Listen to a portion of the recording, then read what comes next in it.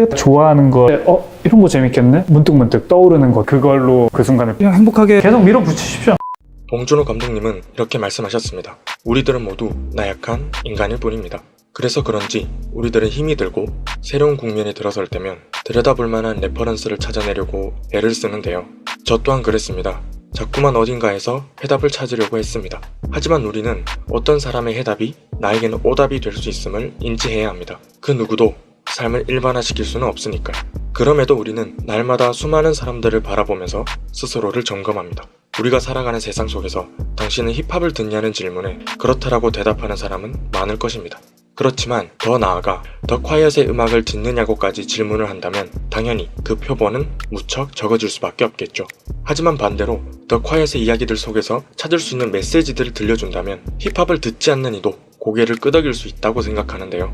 강하게 꿈꾸는 무언가 꼭 한번 해보십시오. 더 콰이엇은 끊임없이 성장해온 아티스트입니다.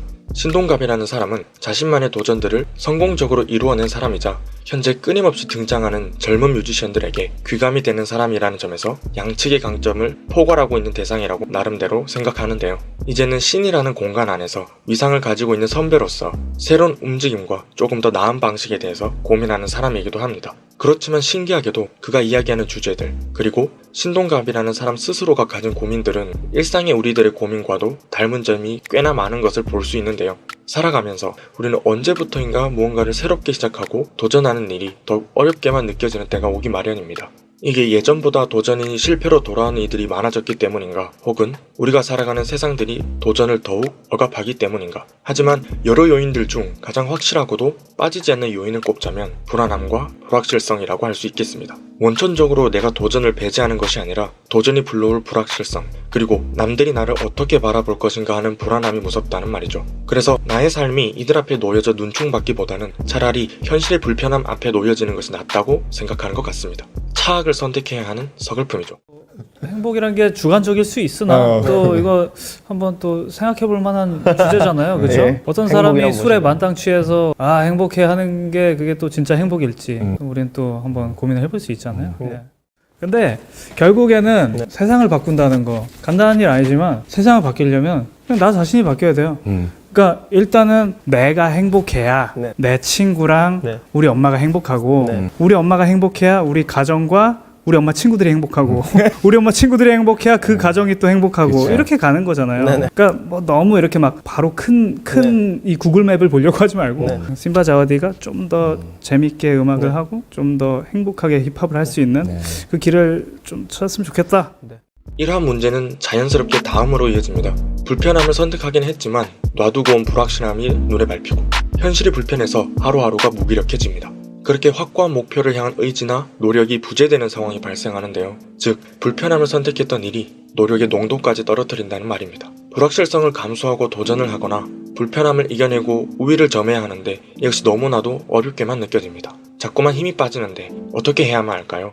심지어 일리네어를 하면서도 상대적으로 이제 빈즈노랑 도끼가 되게 뭔가 더 많이 알려지고 또 그렇다 보니까 사람들이 어느 순간 저한테 뭘 원하는지, 그러니까 사람들이 날 어떻게 바라보는지 이걸 잃었던 때가 있었어요. 저도. 근데 제가 그렇다고 그때 뭐 다른 어떤 특별한 전략을 세웠던 건 아니고 저는 어쨌든 제 이런 철칙이 있기 때문에 그냥 그때그때 제가 좋아하는 거를 했고 그거를 했을 때 그래도 뭔가 사람들이 저라는 사람의 그 정체성을 봐준 것 같았거든요. 내가 뭘 원하는지, 내가 뭘 했을 때 제일 내가 편안한지, 부담감을 덜 느끼는지 이런 거. 예. 근데 이거를 억지로 하려고 생각하면은 그래서 이게 어려운 거야.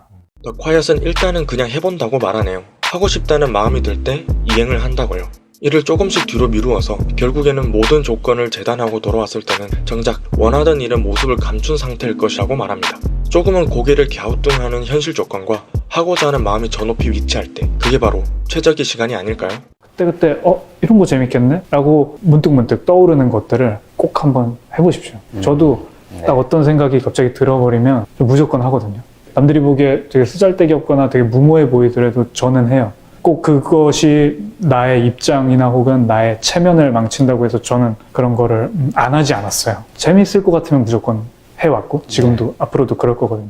더 콰이엇은 그 도전이 가져다줄 시선과 평가에 대해서도 이야기를 덧붙입니다. 그럼에도 어떠한 태도를 유지하고 어떠한 눈으로 세상을 바라보아야 할지에 대해서 계속해서 말하는데요. 원래 사람들은 그런 것 같습니다. 의견에는 쉽게 귀를 기울여주지 않고 도전에는 참견을 합니다.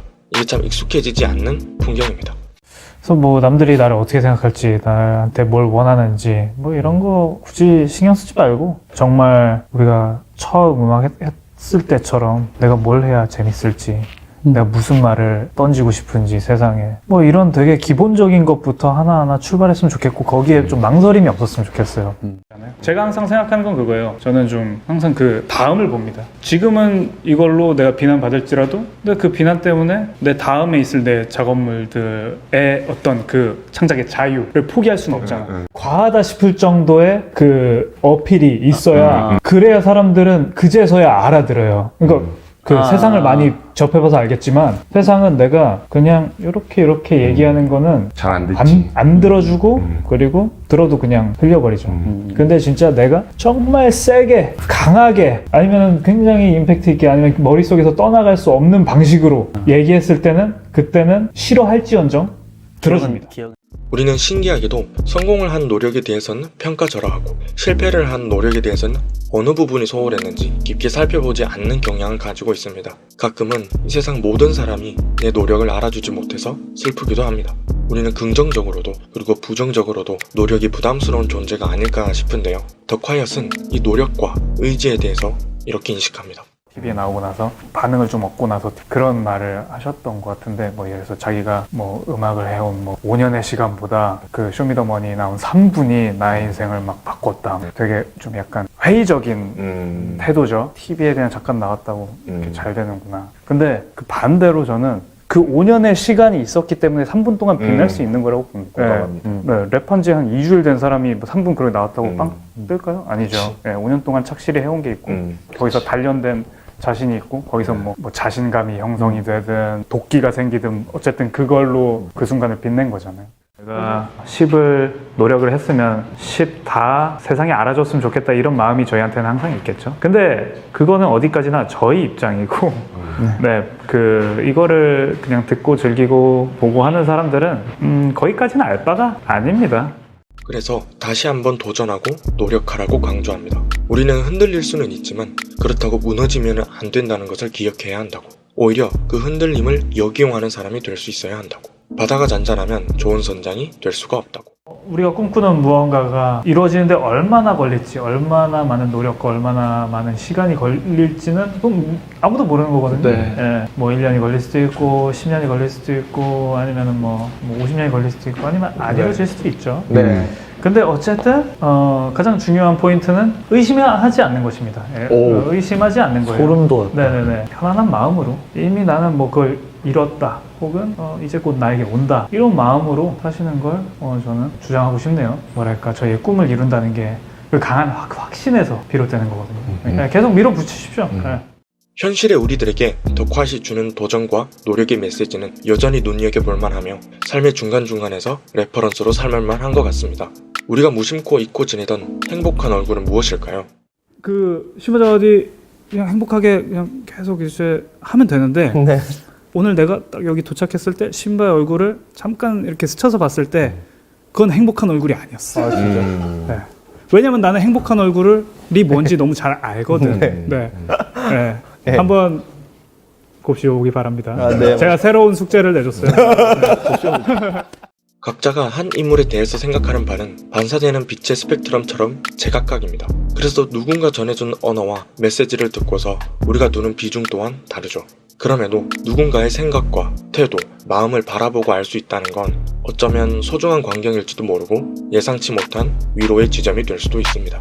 그러한 의미에서 우리는 오늘 아주 얕게나마 더 콰이엇이라는 사람의 태도를 살펴보았다고 할 수 있겠네요. 한국 힙합씬의 성장 기반과 선한 영향력을 만들어내기 위해서 도전하고 노력하는 더 콰이엇이라는 아티스트를 앞으로도 응원한다는 말을 끝으로 글을 마치겠습니다. 그냥 그 완벽한 세계를 꿈꾸지 말고 더 나은 세계를 꿈꿔보세요.